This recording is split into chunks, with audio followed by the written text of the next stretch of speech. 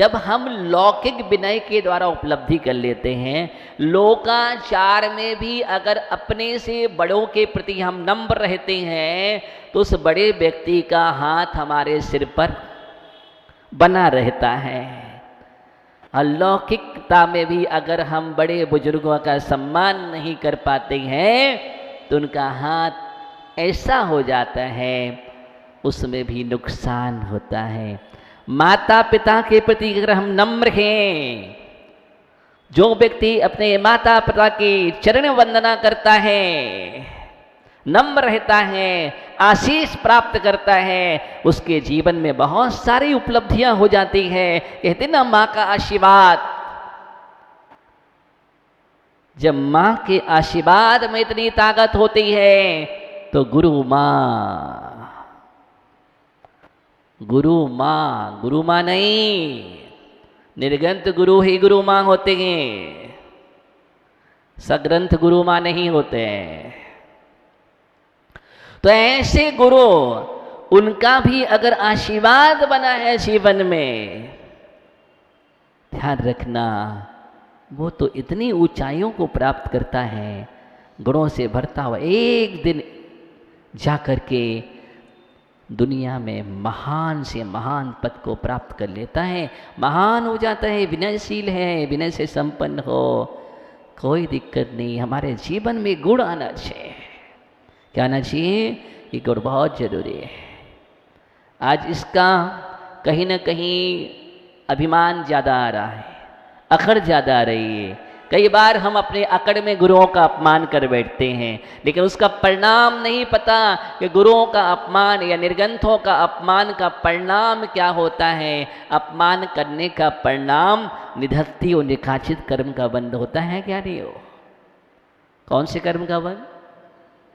निधत्ति और निकाचित कर्म बंध जाते हैं। और निधत्ति निकाचित कर्म वो होते हैं सिद्धांत की भाषा में जिनके फल को अब आंसू बहाओ, रो, अभिमान में फूल करके तो हम भूल गए, लेकिन अब जब जीवन में सूल खिले, सूल चुभेंगे, तब समझ में आया कि हमने क्या कर लिया जीवन में। इसलिए अभिमान में फूलो मत और अपने को भूलो मत। ना फूलो ना भूलो। अगर फूलो और भूलोगे नहीं तो कभी भी जिंदगी में कूलोगे नहीं। जो फूलता है ना वो भूल जाता है। परिणाम क्या हुआ? कंस भी भूल गया, रावण भी भूल गया, और इतना भूल गया कि इस धरती पर अनेक सम्राट हुए। किसका अभिमान? अभी पद्म पुराण में पढ़ रहे थे, राजा इंद्र ने अपना अभिमान धीरे धीरे प्रकट किया, उसका अभिमान भी चला गया। उसके पहले राक्षस वंश में माली ने अपना अभिमान प्रकट किया, वो भी धराशायी हो गया। उसके बाद इंद्र के बाद रावण ने अपना अभिमान प्रकट किया, रावण धराशायी हो गया। अभिमान किसी का नहीं टिकता। अभिमान की लंका बहुत समय तक नहीं टिकती, एक दिन अग्नि में खाक हो जाती है। ध्यान रखना। इसलिए अभिमान नहीं, नम्रता जीवन में लाओ। दो ही तुम्हारे जिंदगी से सबसे बड़े आभूषण हैं, एक नम्रता, एक सुभाषित।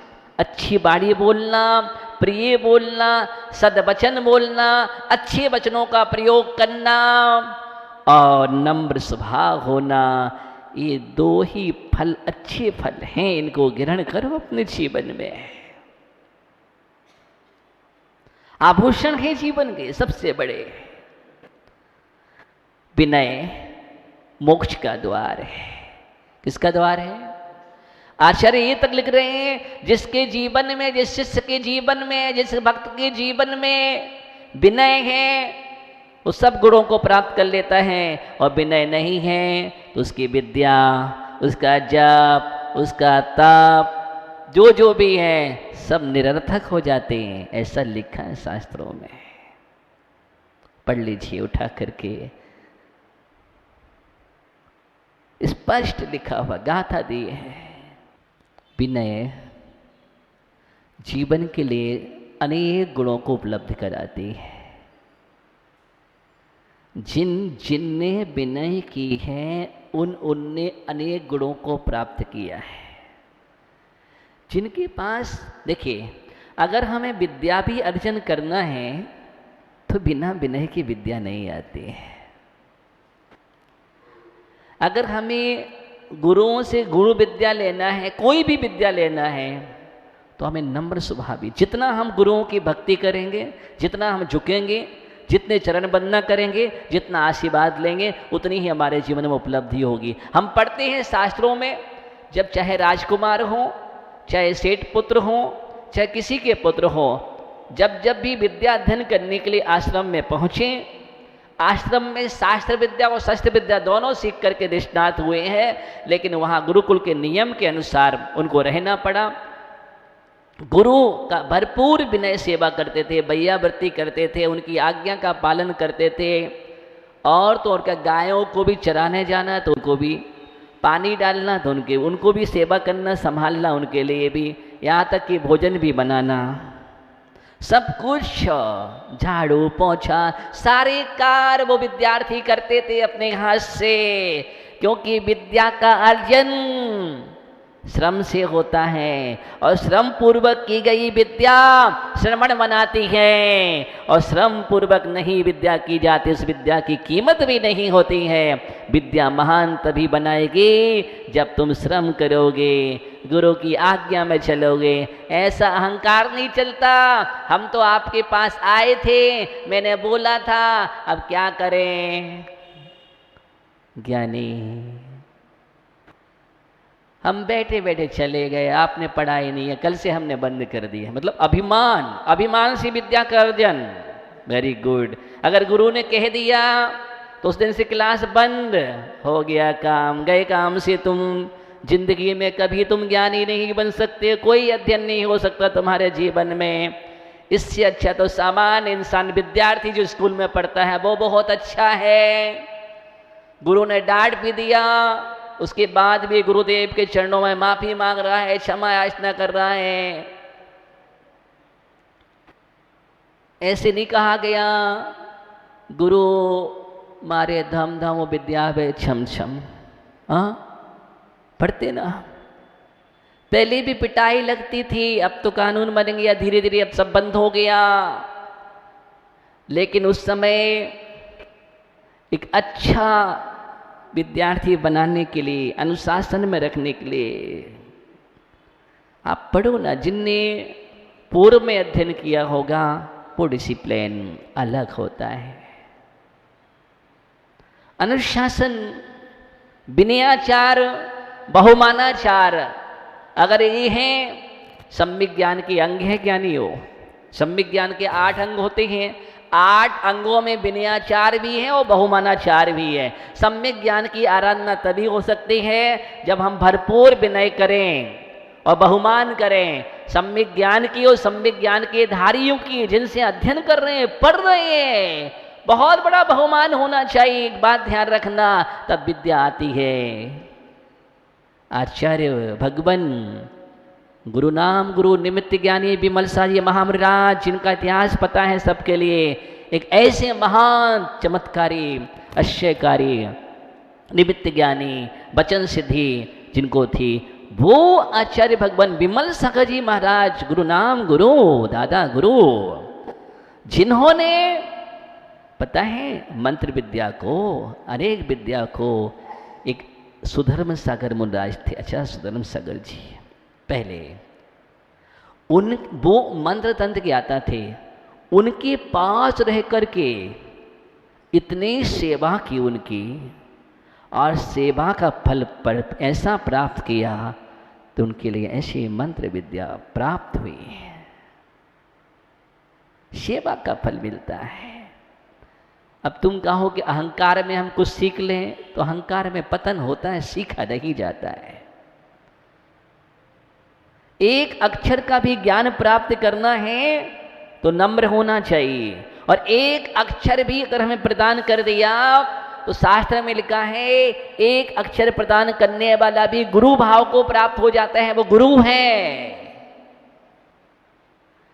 वो विद्या गुरु शिक्षा गुरु कहलाता है। और एक अक्षर को प्राप्त करने के बाद भी उन गुरु के उपकार को अगर भूल जाते हैं तो शास्त्र में लिखा है सैकड़ों कुयोनियों में भटकना पड़ता है, कुयोनियों में।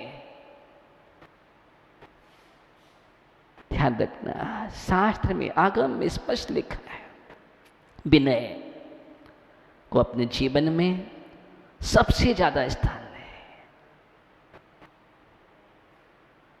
जितने बड़े व्यक्ति होते हैं ना, ध्यान दें, जितने महान व्यक्ति होते हैं ना उतने ही झुकते हैं। आप देखो पूर्व की सरलता, आचार्य लोग जब पहले मिलते थे गले से गले तत्काल मिल जाते थे, इतने नम्र स्वभाव, इतना नम्र स्वभाव। ओहो, जितने बड़े होंगे और जितने छोटे होते हैं उतने वो दंड हो जाते हैं, क्योंकि उनमें नम्रता नहीं, क्षुद्रता आ जाती है। और क्षुद्रता सबसे बड़ा दुर्गुण है। इससे क्षुद्रता मत लाओ जीवन में, नम्रता लाओ। अगर तुम्हें बड़े बनना है ना तो बड़ा ऐसे ही नहीं बनता है। आप जानते हैं बड़ा कैसे बनता है? बड़ा, हाँ, आप लोग बनाते हैं ना बड़ा, कितनों मेहनत करनी पड़ती है उसके लिए। हाँ, दाल को भिगाते हैं, फुला देते हैं, पानी में डाल देते हैं, और वो दाल जब फूल जाती है, इसका मतलब देखो विनय कहाँ से, यहाँ से सुमार्दा भाव, मृदुता लाई जाती है। अगर वो दाल ना फूले तो वो बड़ा नहीं बनेगी, कभी नहीं। यानी उसको सॉफ्ट किया जाता है, और पानी में इसलिए डाला जाता है, सॉफ्ट भी किया जाता है। उसके अंदर जो गर्मी भरी है ना अहंकार की, उस गर्मी को दूर किया जाता है। तुम पानी में डले रहो, ठंडे हो जाओ, पहले क्या हो जाओ, उसको ठंडक दी जाती है, उसकी गर्मी निकल जाती है, अकड़ निकल जाती है, अब वो मृदु हो जाती है। और इतनी मृदु के बाद फूल जाती है, तब कहीं जाकर के उसको सिलबट्टा से पीसते क्या करते हैं? अब सही विधि तो वही है, हाँ, सिलबट्टा होता है, उस पर पीसना चाहिए दाल को।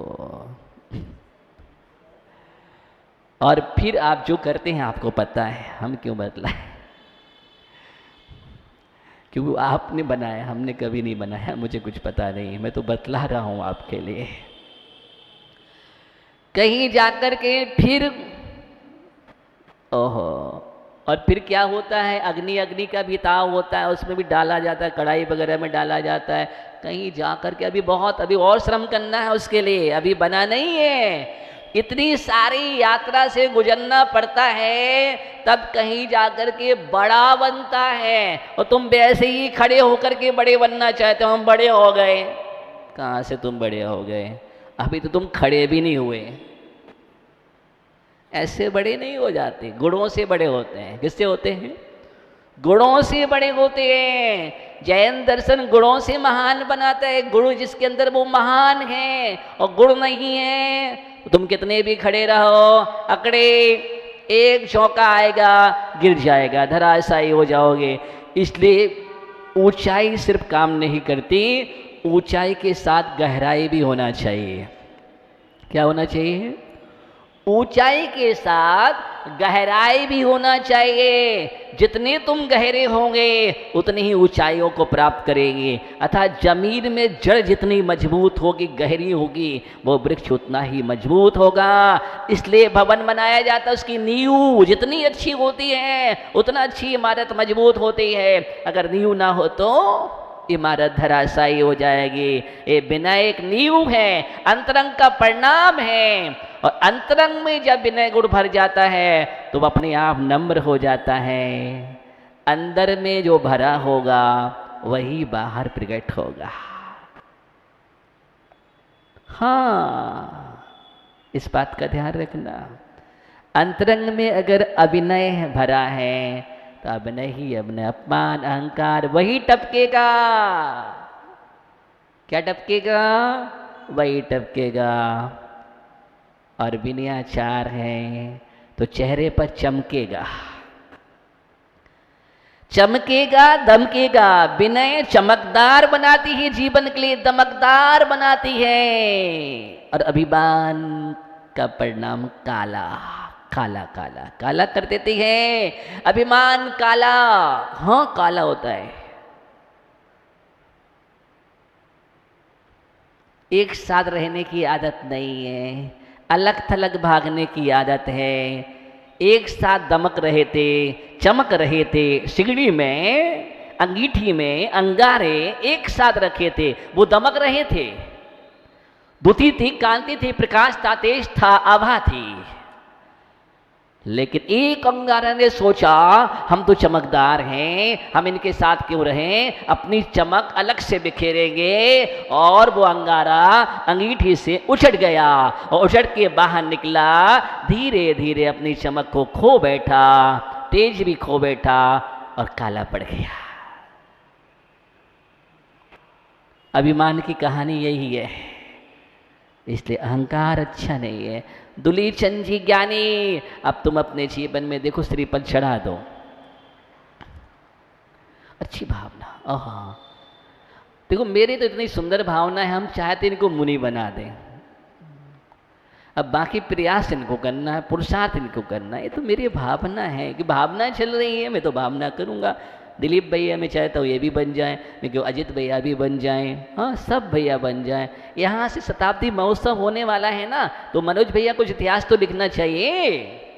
और आप भी ले लो चाचा भतीजे एक साथ, क्या बात है, ओहो क्या इतिहास होगा एक, और क्या चाहिए। भावना बनो, परिणामों को निर्मल करो, स्वच्छ करो, ज्ञानी हो। तो विनय से संपन्न होना है। विनय अनेक प्रकार की होती है, लौकिक विनय भी होती है, अलौकिक विनय भी होती है। विनय परोक्ष भी होती है, प्रत्यक्ष भी होती है। विनय के बहुत भेद है, 4 प्रकार के भी होते हैं, 5 प्रकार के भी होते हैं। अथवा विनय की चर्चा हम बाद में आपसे अभी और करेंगे कि अपने जीवन में जो कौन सी विनय, मैं किस विनय की बात कर रहा हूँ, ये परमार्थिक गुण है। विनय संपन्नता, यहाँ पर मैं सांसारिकता की से जुड़ाव नहीं कर रहा हूँ, परमार्थ विनय की चर्चा कर रहा हूँ। और उसकी चर्चा बाद में करेंगे। इसी भावना के साथ विनय मोक्ष का द्वार है। विनय गुण हमारे जीवन में आगे बढ़ें और हम विनय के द्वारा ही ऊंचाइयों को प्राप्त करेंगे। ओम नमः सिद्धेभ्यः।